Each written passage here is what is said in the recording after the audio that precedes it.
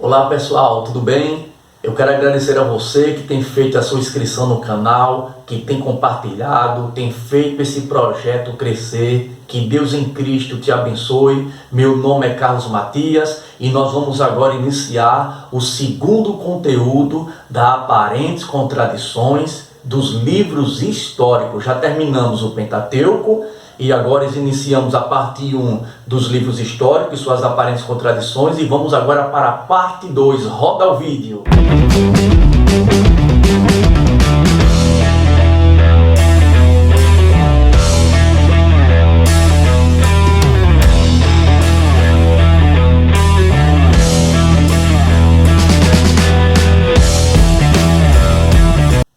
Muito bem, pessoal. Vamos agora partir para aparentes contradições em livros históricos, parte 2. E a primeira pergunta que já enviaram foi essa aí, ó. Professor, em Ruth, capítulo 4, verso 3 ao 8, o procedimento de Boaz e Ruth não estaria em desacordo com a lei do levirato?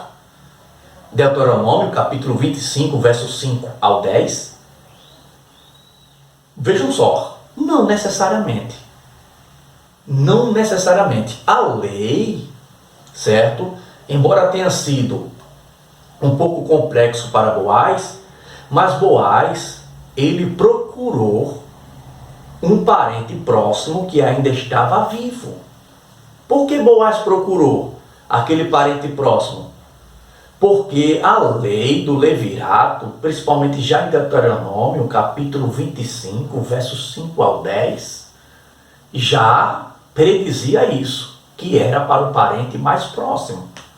Só que o parente mais próximo, o texto diz que ele não quis arcar com compromisso nenhum.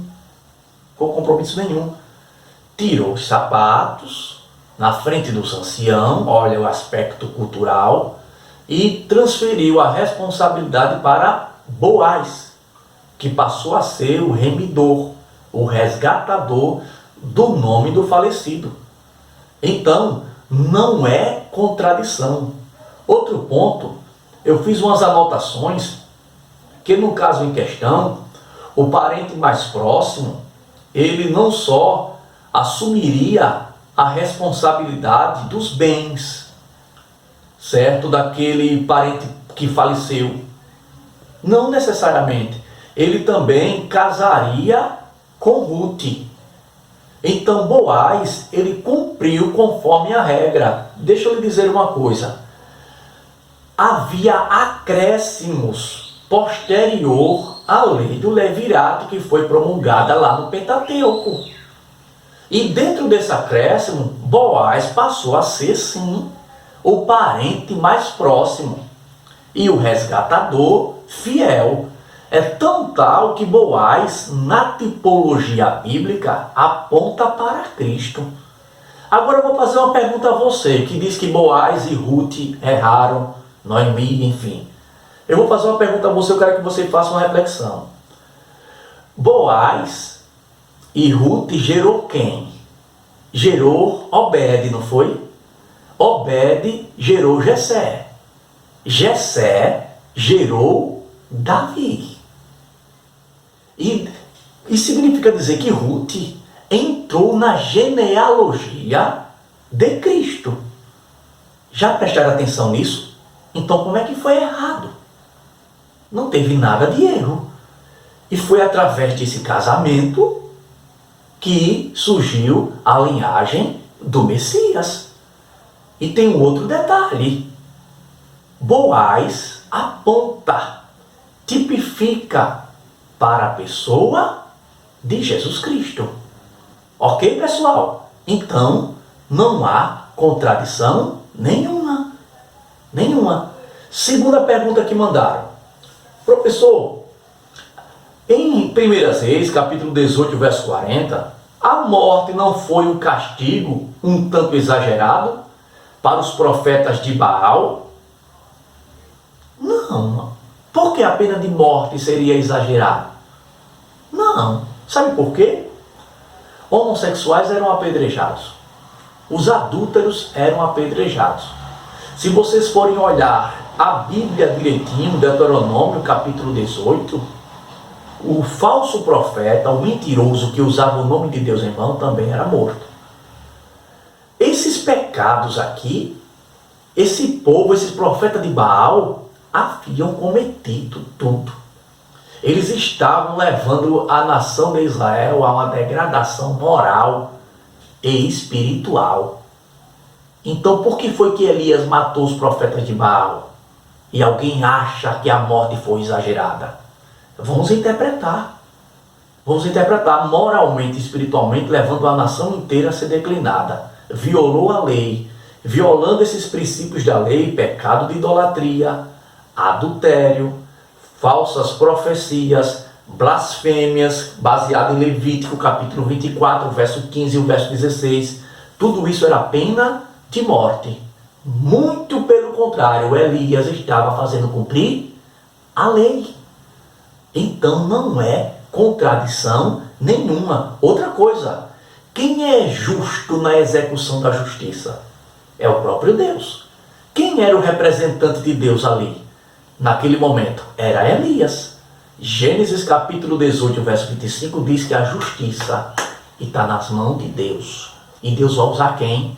Os seus representantes. Então não é contradição nenhuma. Terceira pergunta que mandaram. Professor, em 2 Crônicas, capítulo 22, versos 1 e 2 Crônicas, capítulo 21, versos 16 e 17, os filhos de Jeorão, professor, foram levados cativos ou foram mortos? Um texto, professor, diz uma coisa, outro texto diz outra, não é assim que você quer dizer? Não é contradição nenhuma. Eu até fiz um rascunho para tentar explicar essa situação. Não há contradição. Primeiro, apenas os filhos mais velhos. Olhe direitinho o texto.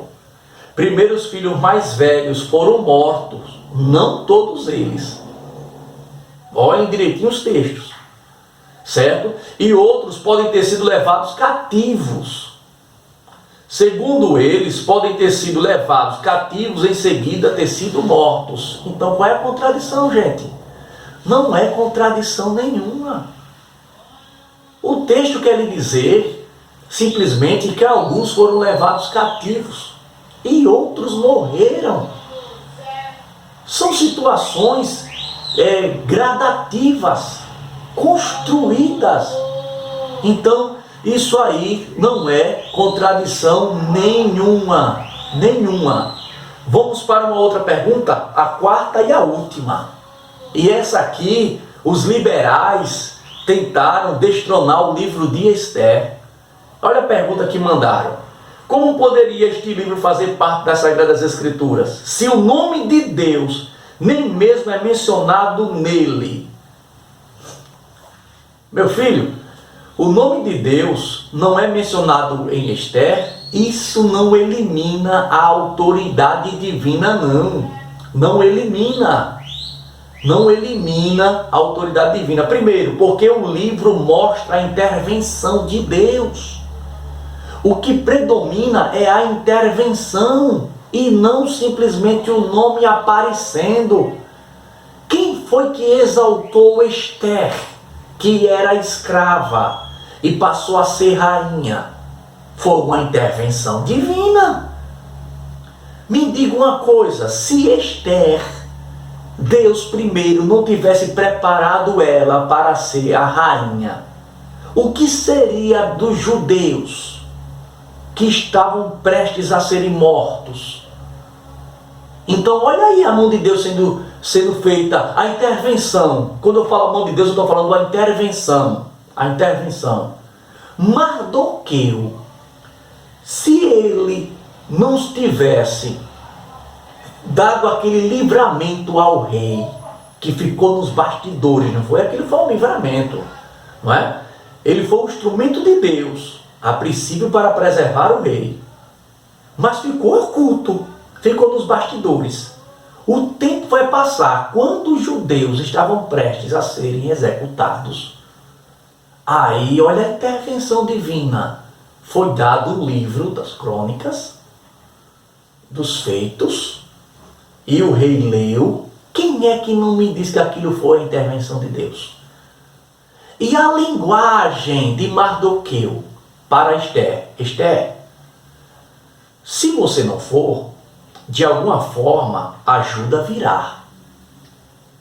Ajuda a virar de algum lugar. Ele está se referindo a quê? A intervenção de Deus. Então não é contradição.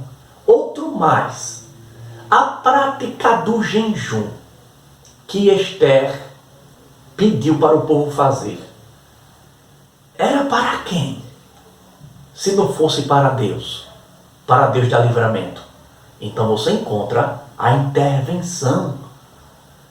Frederic Schumacher, Bultmann, Tillich, Calbart são fracassados, são teólogos liberais. É tão tal que a teologia liberal não avançou mais. Fracassaram. O livro de Esther é inspirado por Deus, autêntico, aceito no cânon judaico e aceito no cânon cristão. Canonizado, inspirado por Deus. E a intervenção divina é tão tal que o texto mostra a justiça de Deus. A justiça. Quem foi que morreu enforcado? O texto diz que foi Amã. Morreu enforcado. Aquilo foi a justiça de Deus. Ai daquele que toca na menina dos olhos do Senhor, disse os salmistas. Se cumpriu ou não se cumpriu? A intervenção de Deus é o suficiente para provar a você que o livro de Esther não é um mito, não é uma literatura fantasiosa, não, é um livro inspirado por Deus. Que Deus em Cristo te abençoe, em nome de Jesus Cristo. E se inscreva no canal e ajude esse projeto a crescer. Deus abençoe.